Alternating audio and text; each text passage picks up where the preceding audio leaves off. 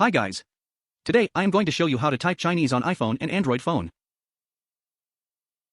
The tutorial is very straightforward with following steps. Step 1. Download Google Keyboard from Play Store or App Store. Step 2. We'll explore how to customize the keyboard. Step 3. We'll start typing. Step 1. Go to Play Store or App Store. Search Google Keyboard by Google LLC. Download. Step 2. Go to Settings. Then go to Languages. Then select Languages. Select Add Keyboard.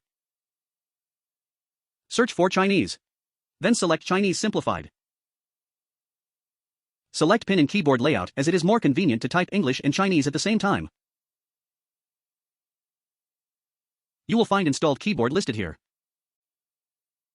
Step 3. Before start typing, you should change keyboard to type if you have more than one keyboards. Please select Chinese Simplified to type. To change keyboard, please select global icon as shown in number 1. Don't worry about finding Chinese character when typing. Just type as plain word in Pinyin or English and use suggestion as shown in number 2. Done. Easy peasy. Thank you for watching and happy learning. Have a nice day.